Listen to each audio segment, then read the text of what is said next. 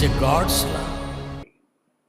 ప్రతిదాన్ని వక్రీకరించడం అలవాటు అయిపోయింది దౌర్భాగ్యులకి. వాక్యం తెలీదు.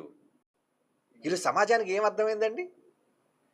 నా తండ్రి నాకు దానం చేశాడు, తండ్రి నాకు జ్ఞానాన్ని దానం చేశాడు, జీవాన్ని నాకు భిక్షగా పెట్టాడంటే దేవుడు బిచ్చగాడా అంటున్నారు ఈ పనికిమాలినోళ్ళు. ఏమర్థమైంది వాళ్ళకి?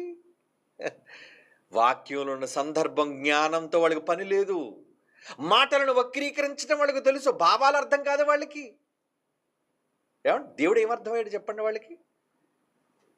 నా తండ్రి నా కోసం ఒక కూలివాడయ్యాడు అంటే కష్టపడుతున్నాడు నీ కోసం అని.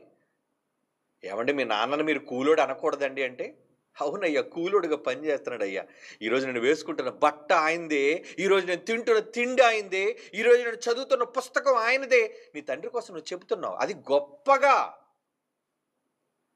యేసుప్రభు మనల్ని ధనవంతుడు చేయడానికంటే ఏమైపోయాడు మనందరి నిమిత్తము? దరిద్రుడు ఆయన అన్నాడు. దరిద్రుడు ఆయన. యేసుప్రభు దరిద్రుడు అంటావా అని అంటే నేనేమనాలి? సన్నాసి, పిచ్చేను పట్టిందిరా నీకు? ఈ సమాజంలో ఇలాంటి పిచ్చోళ్ళు ఉన్నారు. పట్టణమును కాపాడేవాడిని ఏమంటారు? కావలివాడు. కావలివాడు అంటే వాచ్మెన్. దేవుడు వాచ్మెన్ చేశారంటే అనకండి. అంటే నీ తండ్రి నిన్ను ప్రేమించి నీ ఇంటి ముందు కాపలాగా ఉన్నాడు, వాచ్మెన్. చిన్నపిల్లడు పడుకున్నాడండి, పాపం తల్లి ఏం చేస్తుంది? నిద్ర మానుకొని పనులు మానుకొని ఆ బిడ్డ పక్కనే కూర్చుంటుందండి. అంటే వీళ్ళు లేస్తే పడిపోతాడేమో. వాడిని మంచం మీద పడుకోబెట్టాం అనుకోండి, తల్లి ఏం చేయాలి? కాపలా. ఒక తండ్రి పిల్లలకు కాపలా. కాపలా అంటే అది తక్కువడనా? ప్రేమ. కాపలావాడంటే ప్రేమ. ఒక తండ్రి తన పిల్లాన్ని కాపలా కాయడం అంటే వాచ్మెన్లా చూస్తున్నాడు అంటే గోర్ఖావాడనా మీ తండ్రి? చెప్పబడిన మాటలోని దేవుడు ఎంతగా మన కోసం తగ్గించుకున్నాడు, దేవుడు ఆ తగ్గింపులో మనల్ని ఎంత ప్రేమిస్తున్నాడు అన్న ధోరణి విడిచిపెట్టి మనుష్యులని ఏదో బురద జల్లాలని చెడు చేయాలనుకున్న వాళ్ళ తాపత్రయం పాడనివ్వండి, పట్టించుకో. దేవుని అనుగ్రహం కోసం ఎదురు చూసేవాళ్ళం మనం. దేవుని జ్ఞానానికి కేంద్రం మనం. ఎవరేమనుకున్నా మరలా చెప్తున్నాను, క్రైస్ట్ చర్చ్ సత్యానికి స్తంభం. పిల్లలారా, మీరు నిలుచున్నది, మీరు నడుస్తున్న మార్గం, it is the way, the only truth.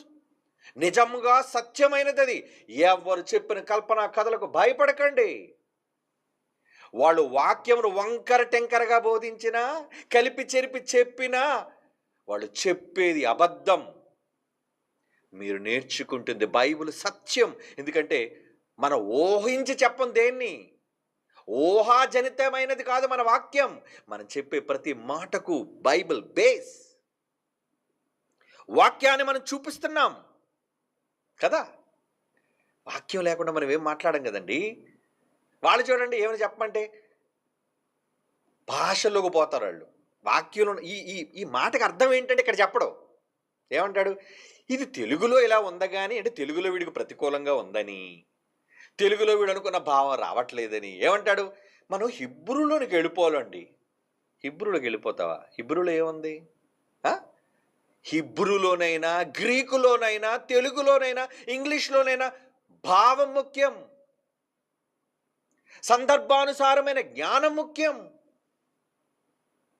అది అర్థం కాకుండా అక్షరాలని కొట్టుకు చచ్చిపోతున్నారండి. అందుకే పదాల దగ్గర కొట్లాట, అక్షరాల దగ్గర కొట్లాట.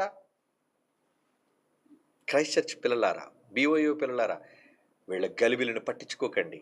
Be strong. సత్యంలో మీరు నిలబడ్డారు. సత్యానికి స్తంభం మన సంఘం. అది క్రీస్తు యేసు వారి శిరస్సుగా ఉన్న సంఘం. ఆ క్రీస్తుకి శిరస్సు ఉన్న దేవుని సంఘం. క్రీస్తు గొప్పడు, క్రీస్తు గొప్పడు, క్రీస్తు గొప్పడు, క్రీస్తు గొప్పడు. అరే క్రీస్తు గొప్పోడే, కానీ ఆ క్రీస్తుకు కూడా ఒక హెడ్ ఉన్నాడు, శిరస్సు. ఎవరైనా? క్రీస్తుకు శిరస్సు ఎవరు? దేవుడు.